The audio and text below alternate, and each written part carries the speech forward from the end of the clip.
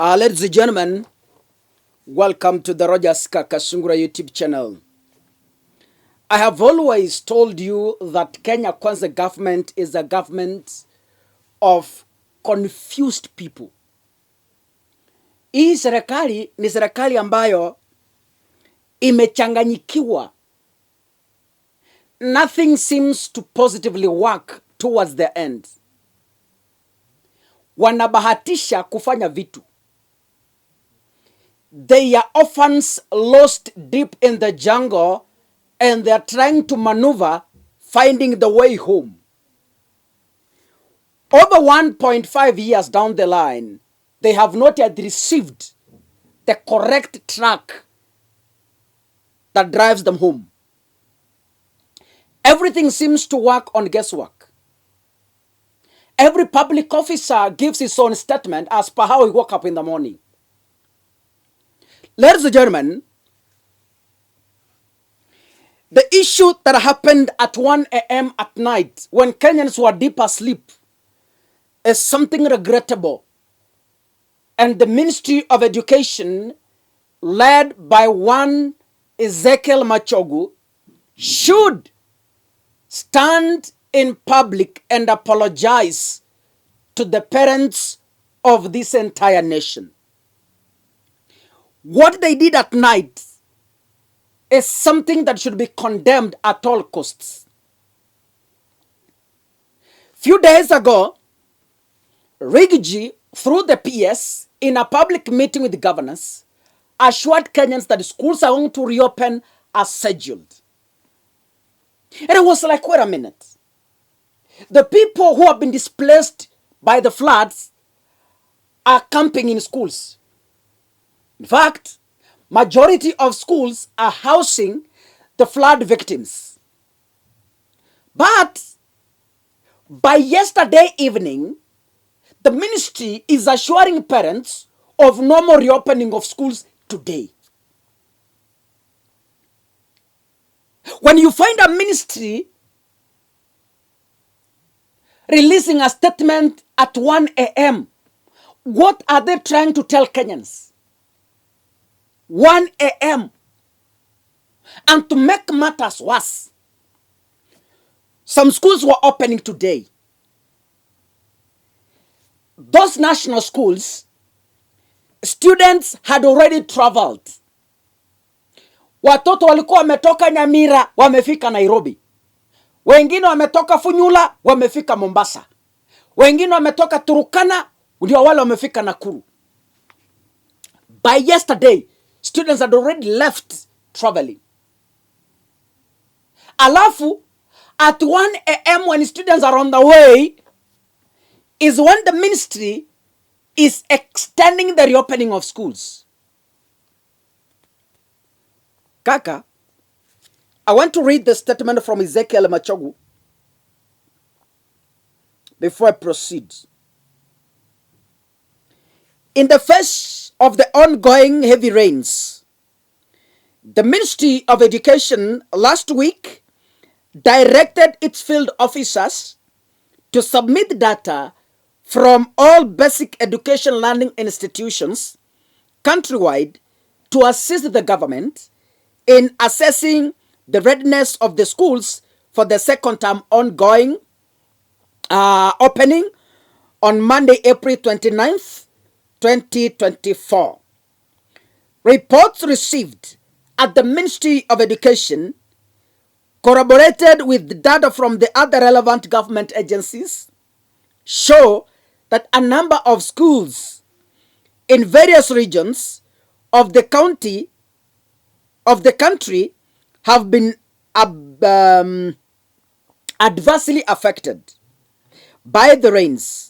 The devastating effects of the rains in some of the schools is so severe that it will be imprudent to risk the lives of learners and staff before watertight measures are put in place. Now let me ask you, when Machogu is telling us before the measures are put, what have they been doing for the past 2 weeks of rains?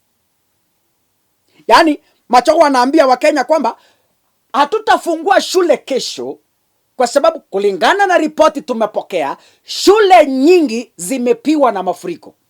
Haitakuwa vizuri kuachilia wanafunzi na walimu kwenda shuleni kabla ya mikakati dhabiti kuwekwa.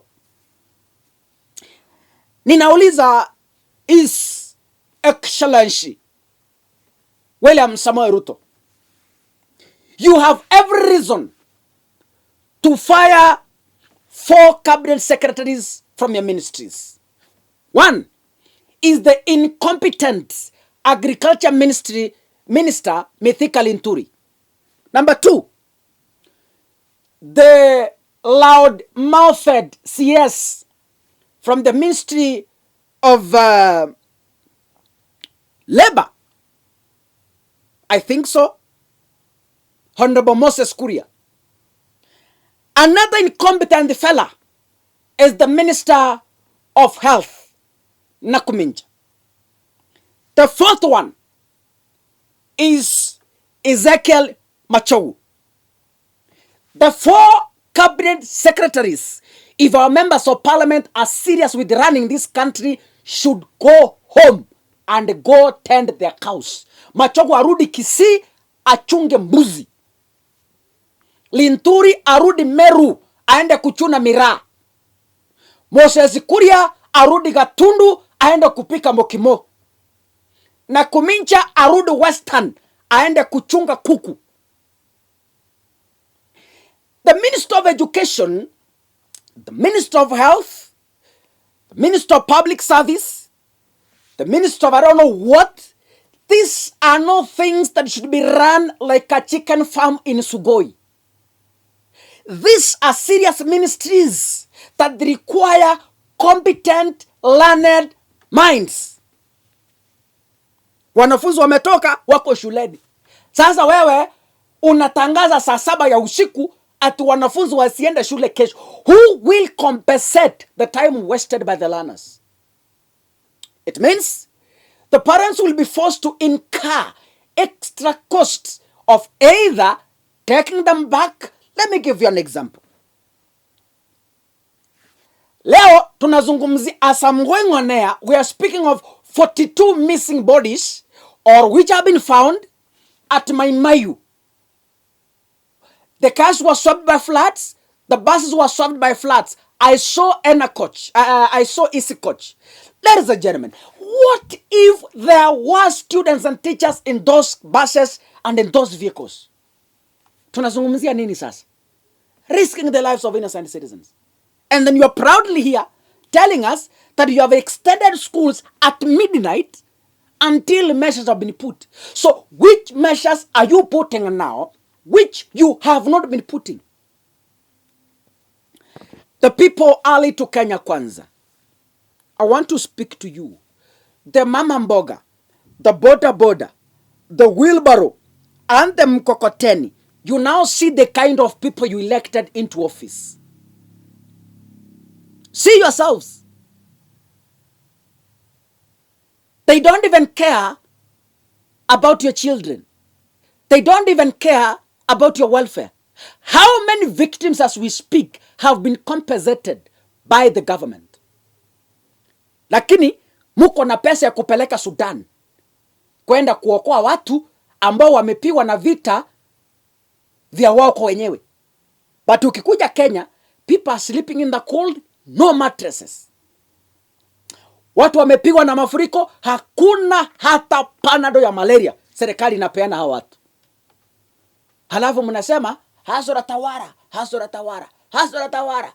Hayo ndiyo matokeo. Let me give you an example. Kutoka Kisii paka Mombasa, one trip, muliona picha za wanafunzi wamefika katika bus stations in Nairobi and other areas. Kutoka Kisii, wakati umepatia mwanafunzi paka kile anakula njiani is 1500. Kisii to Nairobi. So mama mboga has already wasted 1500 from Kisii to Nairobi. And as we speak, mtoto bado yuko Nairobi. The same mama mboga will also be forced to again west 1,500 back to Kisii. That makes a total of 3,000.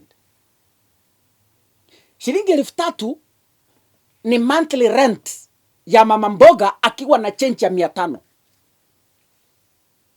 You have wasted a whole month ya mama because of reckless preparations, incompetency in those ministries. Kenyans of goodwill, this is not something we should take lightly. Mimi ningependa kuzungumza na Wakenya kwa jumla. Hili sio swala ambalo linafaa kuchukuliwa hivi tu. Haya ni mambo ambayo yanafaa kuchukuliwa with the seriousness they deserve. Maimayo sasa imekatika, hakuna kupita. Kuna damu imepasuka pale. Hawa watoto wamefika Nairobi, wanarudi aje Kisii? Wanarudi aje Western? Wanarudi aje Nakuru? Wanarudi aje Turukana? Wanarudi aje Mombasa? Wanarudi aje uko Ujaluoni, Homa Bay, Kisumu, Siaya, Busia? Anyway, as always say, ni serikali yenu hii. God bless you ladies and gentlemen. See you in the next video. Asanteni sana.